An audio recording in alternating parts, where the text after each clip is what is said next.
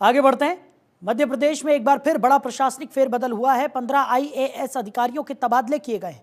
मुख्यमंत्री कार्यालय में 2 उप सचिव नियुक्त किए गए हैं। मुकेश चंद्र गुप्ता को नई जिम्मेदारी मिली है। वहीं मुकेश चंद्र मानव अधिकार आयोग के सचिव बन गए हैं। बड़ी खबर आपको बता रहे हैं। तो एमपी में बड़ा प्रशासनिक फेरबदल हुआ है। 15 आईएएस अधिकारियों के तबादले कर दिए गए हैं। मुख्यमंत्री कार्यालय में 2 उप सचिव भी नियुक्त किए गए हैं। मुकेश चंद्र गुप्ता को नई जिम्मेदारी मिली है। तो मुकेश चंद्र गुप्ता मानव अधिकार आयोग के सचिव बना दिए गए हैं। बड़ी खबर आपको बता रहे हैं। तो मध्य प्रदेश में एक बार फिर बड़ा प्रशासनिक फेरबदल देखने को मिला है। खबर पर ज्यादा जानकारी के साथ हमारे सहयोगी गौरव शर्मा हमारे साथ जुड़ गए। गौरव, क्या कुछ निकलकर सामने आ रहा है जिस तरीके से बड़ा प्रशासनिक फेरबदल एक बार फिर मध्य प्रदेश में हुआ है?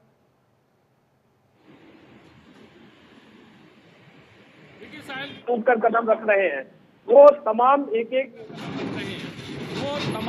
एक योजना की मॉनिटरिंग कर रहे हैं, सतत मॉनिटरिंग कर रहे हैं। अगर कहीं कोई जरा सी भी उनकी लापरवाही दिखाई देती है तो अफसर को बदलने में उन्होंने कोई कसर नहीं छोड़ी है। आप याद कीजिए, पूरा 1 साल होने वाला है 13 दिसंबर को। मुख्यमंत्री मोहन यादव को अगर जरा सी भी शिकायत मिली, उदाहरण के तौर पर हम हाथियों की अगर हम बात करें तो जब 10 हाथियों की मौत हुई तो उन्होंने वन विभाग के तमाम आला अफसर, ऊपर के तमाम बड़े अफसरों को उन्होंने हटा दिया वहां से। तो निश्चित तौर पर अगर कहीं कोई प्रशासनिक गलती करता है या अगर कोई काम में लापरवाही करता है या उसका जो रवैया है वो तेज नहीं है, उसकी गति काम करने की धीमी है और मुख्यमंत्री को रिजल्ट जल्दी चाहिए, तो वो निश्चित तौर पर प्रशासनिक फेरबदल करते रहते हैं।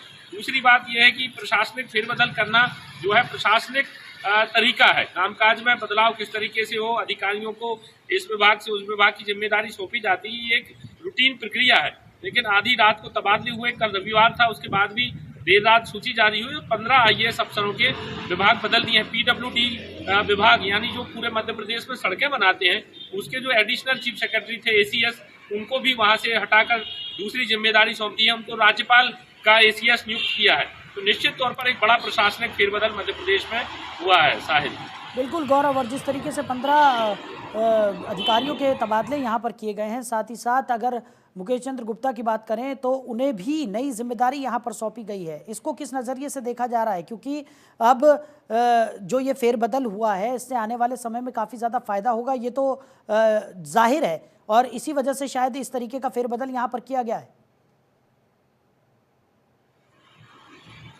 देखिए, एक तो सबसे बड़ी बात यह है कि 1 साल होने वाला है 13 दिसंबर को मुख्यमंत्री के कार्यकाल का। दूसरी बड़ी बात यह है कि मध्य प्रदेश में सेहस्त है 2027-28 में, तो सेहस्त की तैयारियां अभी से चल रही हैं। आप समझ सकते हैं कि अभी प्रयागराज में सेहस्त होने वाला है, तो 2 साल 3 साल पहले से योगी आदित्यनाथ जो कि उत्तर प्रदेश के मुख्यमंत्री, उन्होंने तैयारियां शुरू कर दी थी। ठीक इसी तरह मध्य प्रदेश में भी अभी से, चाहे वो सड़कें बनाई जानी हो उज्जैन में, चाहे पुल बनाए जाने हो, चाहे वो जल की व्यवस्था की जानी हो, तमाम शिक्षा के इंतजाम किए जाने हो, अभी से सेहस्त की तैयारियां शुरू हो गई हैं। तो इस लिहाज से भी प्रशासनिक फेरबदल किया गया। दूसरी बात यह है कि मुख्यमंत्री के 2 ओएसडी भी बनाए गए हैं और एक को जो है उज्जैन में ही कार्यभार दिया गया है कि आपको उज्जैन उनको रहना होगा। उनका कार्यकाल जो है वो उज्जैन से पूरे मध्य प्रदेश का काम देखेंगे। तो निश्चित तौर पर मध्य प्रदेश में जो प्रशासनिक फेरबदल हुआ है वो मुख्यमंत्री की बड़ी ही सूझबूझ से और एक विशेष रणनीति के तहत किया गया है।